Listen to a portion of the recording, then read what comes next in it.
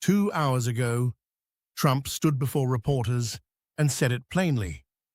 We're watching every single one of them. Yeah, we know a lot about them. He was talking about Iranian sleeper cells operating inside the United States.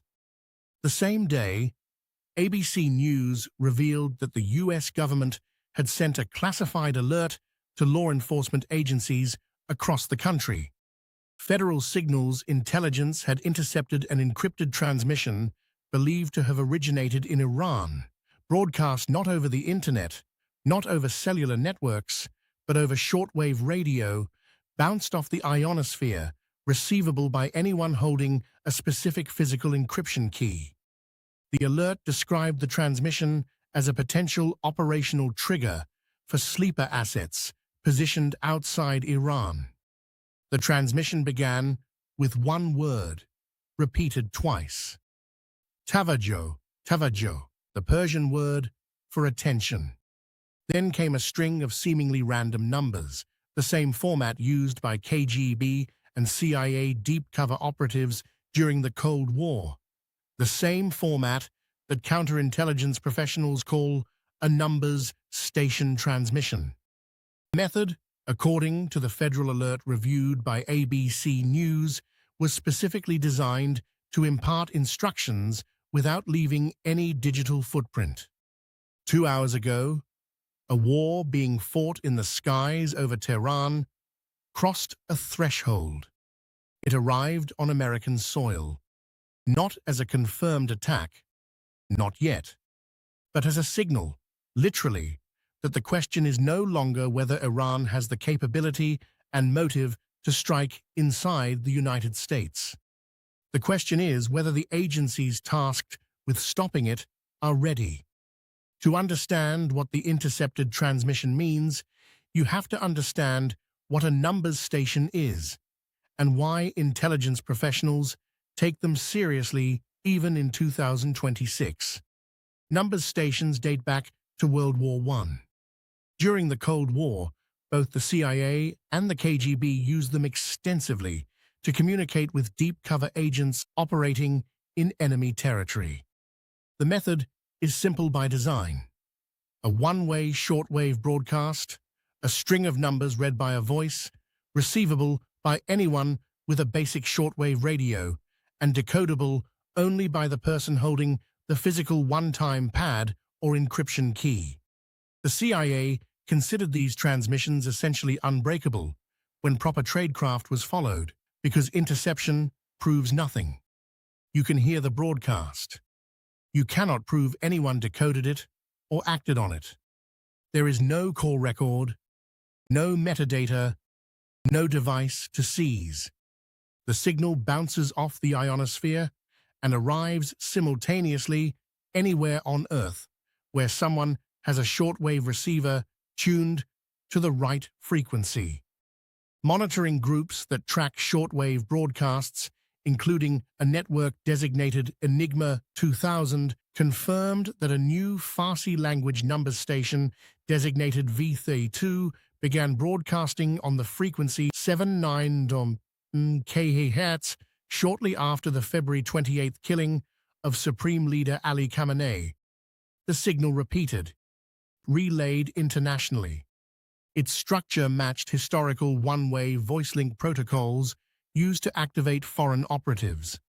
The federal alert characterized the transmission as consistent with an operational trigger intended for covert operatives or sleeper assets. It did not claim the transmission had been decoded. It did not identify specific targets. But it warned law enforcement agencies nationwide that the transmission could be intended to activate assets prepositioned in the United States and allied countries. That word, prepositioned, is the word that stopped senior officials mid-sentence in the classified briefings that followed. On the morning of March 1st, within 24 hours of the Khamenei killing and shortly after the numbers station transmission was detected, a 53-year-old man named Ndiaga Diagne walked into a crowded bar on Austin's West 6th Street district. He was wearing a hoodie that read, "Property of Allah," and a T-shirt depicting the Iranian flag. He opened fire. 2 people were killed. 14 others were wounded before police shot and killed him. Law enforcement entered his apartment and found 2 things that triggered immediate FBI involvement: the flag of the Islamic Republic of Iran and photographs of Iranian regime leaders. The FBI and Joint Terrorism Task Force are formally investigating the Austin shooting for a possible nexus to terrorism. No conclusion has been reached as of this writing. Tavajjoh was a naturalized U.S. citizen, originally from Senegal. The investigation is ongoing. Hours after the Austin shooting, gunfire struck a boxing gym in Toronto, operated by Salah Gholami, an Iranian-Canadian dissident. Bullet holes lined the front windows. Canadian authorities are investigating. On the same day, in New York City, 2 men were arrested for detonating improvised explosive devices outside the mayor's residence during protests tied to the Iran war. Federal prosecutors characterized them as ISIS-inspired. The FBI charged them with attempted use of a weapon of mass destruction. None of these incidents has been conclusively linked to direct Iranian government direction. That is the nature of the threat environment being described by counterterrorism officials, not a confirmed, coordinated operation, but a constellation of incidents, a numbers station transmission, and a 40-year history of Iranian covert operations on Western soil that intelligence professionals say makes the current moment the most dangerous they have seen. When the bombs began falling on Tehran on February 28th, FBI Director Kash Patel issued a public statement that was unusual in its directness. Last night, I instructed our counterterrorism and intelligence teams to be on high alert and mobilize all assisting security assets needed. He did not say what those assets had found. He did not characterize the threat level beyond high alert, but the statement itself, issued the same night the strikes began, before any retaliation had materialized, reflected a posture the FBI does not assume casually.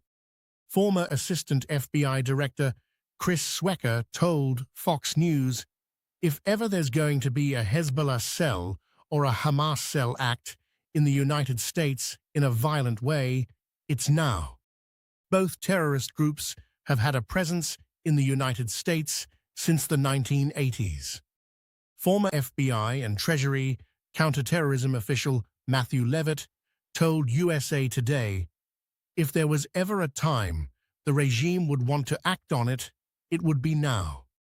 DHS Secretary Kristi Noem said she was in direct coordination with our federal intelligence and law enforcement partners as we continue to closely monitor and thwart any potential threats to the homeland. That language, thwart any potential threats, is the passive voice of an agency that cannot confirm what it is looking for, but is certain it is looking. At the Pentagon, Secretary Hegseth was asked directly about the domestic sleeper cell risk on March 2nd.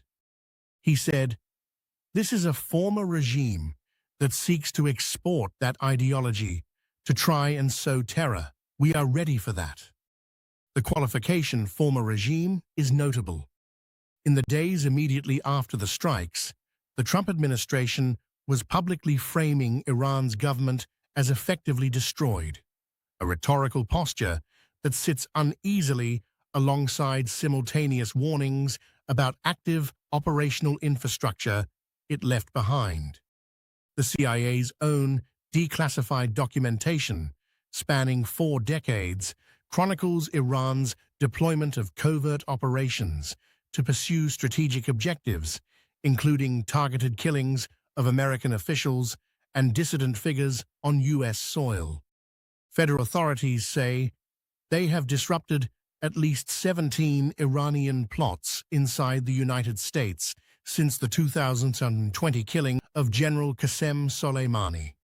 These include documented murder-for-hire schemes targeting former Secretary of State Mike Pompeo, former National Security Advisor John Bolton, and several Iranian dissidents living in America. One IRGC officer, Shahrampur Safi, was federally charged with attempting to hire assassins to kill Bolton in Washington and Maryland, offering $300,000 for the contract. Hezbollah, Iran's primary proxy for potential homeland operations, has maintained networks inside the United States since the 1980s. In 2019, two men, Ali Kourani and Alexei Saab, were convicted of serving as Hezbollah operatives who conducted surveillance on critical U.S. infrastructure, including FBI facilities, JFK Airport, and military installations in New York. They were described by prosecutors as sleeper assets who had spent years blending into American communities.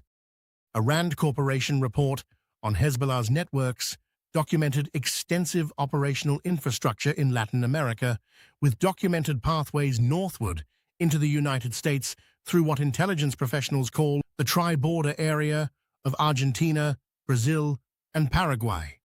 Counter-terrorism officials at the state level are responding to the documented history. Texas Governor Greg Abbott deployed the Texas National Guard and increased Texas Department of Public Safety patrols of sensitive areas statewide, saying, "You oftentimes see, when there's a war breaking out like this, that you could have either sleeper cells or lone wolves acting." Houston authorities noted that a Hezbollah operative had previously stockpiled over 300 pounds of ammonium nitrate explosive precursors in the city. Southern California presents a particular concern. The Los Angeles Times noted that the region hosts more than 700,000 people of Iranian descent, the largest concentration outside Iran itself. That population is overwhelmingly civilian, overwhelmingly opposed to the regime, and overwhelmingly irrelevant to the operational threat. But it creates a community fabric within which a small number of operatives could theoretically blend. Here is where the picture becomes genuinely complicated, and where the Trump administration's public posture contains a structural contradiction it has not yet resolved. Trump, on Monday, March 9th, told reporters, "We're watching every single one of them. We know a lot about them." He then added a caveat that stopped several congressional staffers mid-note. "One of the things we have to do is get the Democrats to stop the Democrat shutdown, because, as you know, the apparatus that looks into that, the Department of Homeland Security, Schumer, and the Democrats have shut it down." That statement acknowledged simultaneously that the federal government is tracking known sleeper cell suspects and that the primary agency responsible for domestic security is operating under a partial funding lapse. The DHS shutdown has primarily affected FEMA, TSA, and Customs and Border Protection. DHS intelligence and IC operations have largely continued, but the FBI, which is the lead agency for domestic counterterrorism and is not subject to the DHS shutdown, is operating with counterterrorism team resources that were already stretched by years of competing domestic and international priorities. Mark Cancian at the Center for Strategic and International Studies, whose weapons inventory analysis has become central to congressional munitions debates, noted a structural parallel.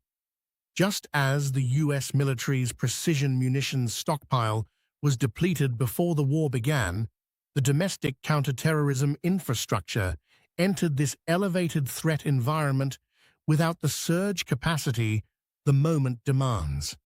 The numbers station transmission, identified as V32, broadcasts on 790 kHz. It requires no special equipment to receive. It leaves no metadata. It cannot be stopped by surveilling internet traffic or monitoring cellular networks. It is, by design, the method that exists precisely because modern surveillance is comprehensive, a technique built to operate in the gaps that mass digital monitoring cannot fill. Trump says he is watching every single one of them. The transmission says someone, somewhere, is watching back and waiting for the decode. The 77% figure from the Quinnipiac poll, the proportion of Americans who expect the Iran war to result in a terrorist attack on U.S. soil, is not paranoia. It is an assessment shared in more carefully hedged language by the FBI, DHS, and every senior counterterrorism official who has spoken publicly in the past 11 days.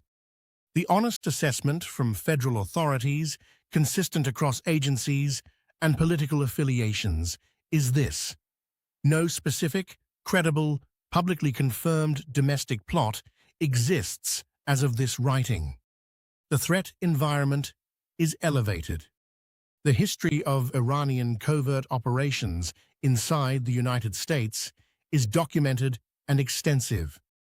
The intercepted transmission is real and has been characterized as a potential activation signal.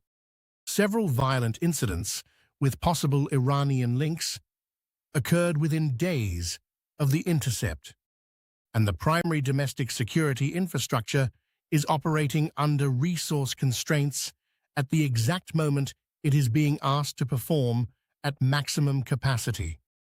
The CIA documented history of Iranian operations describes a regime that uses covert, asymmetric tools precisely when conventional military force is unavailable, which describes Iran's position exactly in March 2026.